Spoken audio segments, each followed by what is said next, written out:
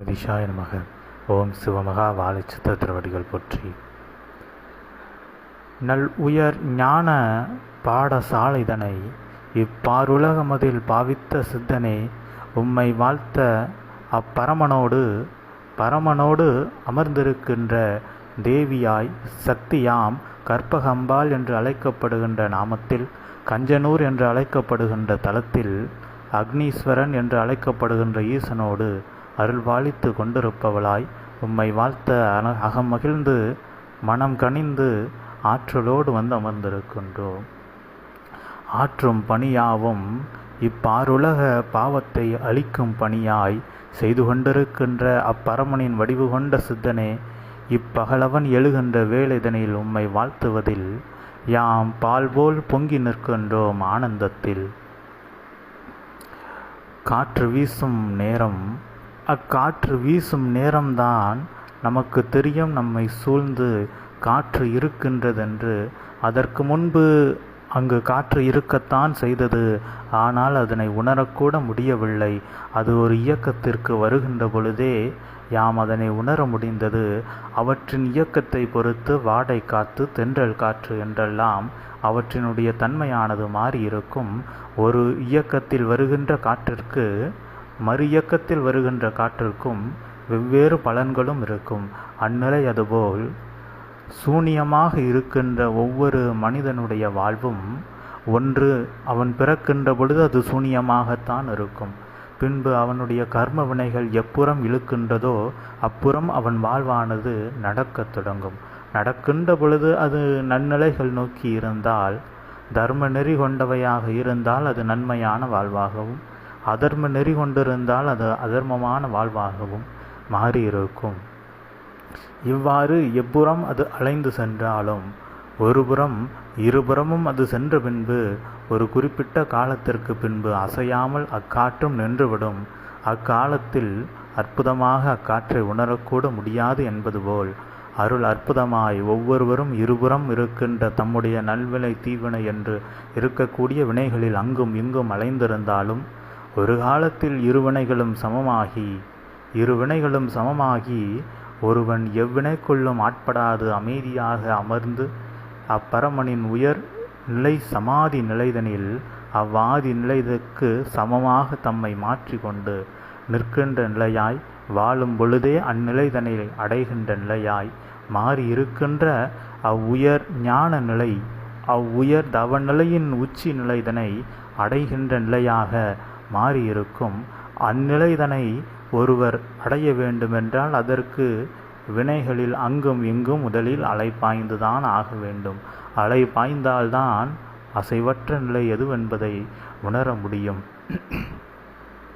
இப்புறம் சென்றால் அது தீமையாக இருக்கின்றது, அப்புறம் சென்றால் அது நன்மையாக இருக்கின்றது.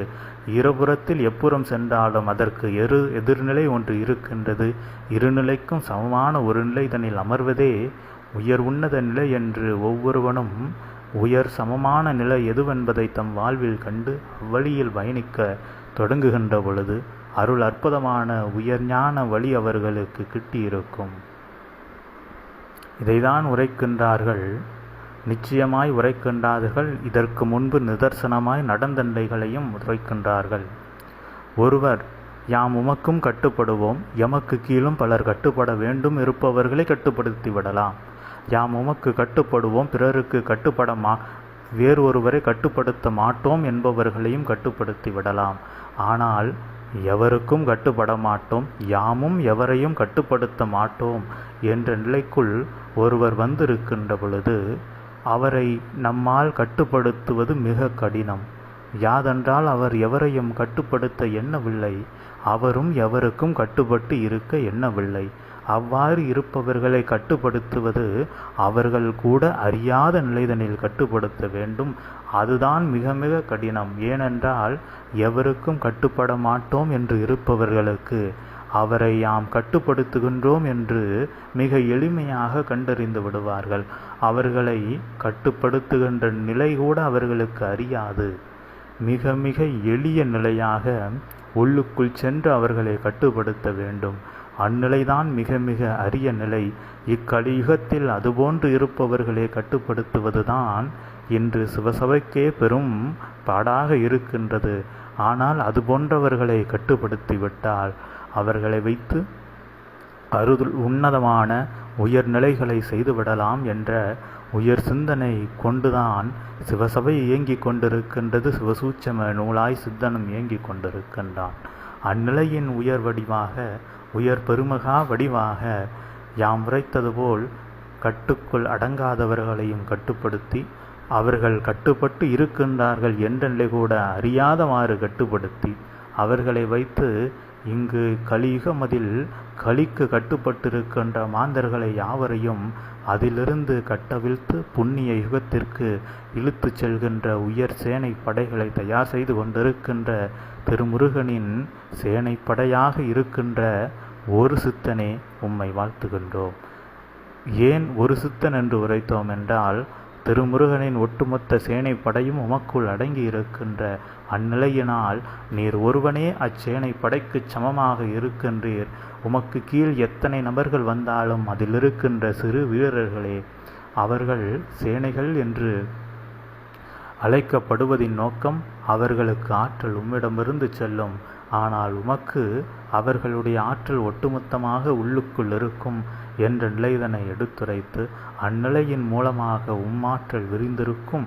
உம்மோடு இணைந்தோர் ஆற்றல் சேனை என்கின்ற பொழுது ஒரு வீரன் என்பதை விட பல வீரர்கள் ஒன்றாக இணைந்திருக்கின்ற வேளைதனில் சேனையை எதிர்க்க மனம் துணியுமா என்ற நிலை இருக்குமல்லவா? மனம் அவ்வளவு எளிதில் ஒரு சேனையை எதிர்த்து நிற்காது. அவ்வாறு எதிர்த்து நிற்காத பொழுது அங்கு அச்சேனையே வெற்றி கொள்ளும்.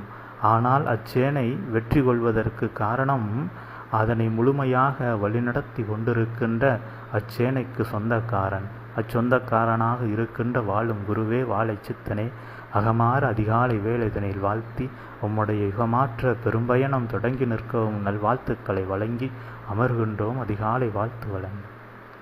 ஓம் அகதீஷாய நமக. ஓம் ஸ்ரீ மகா வாழை சித்த திருவடிகள் பற்றி.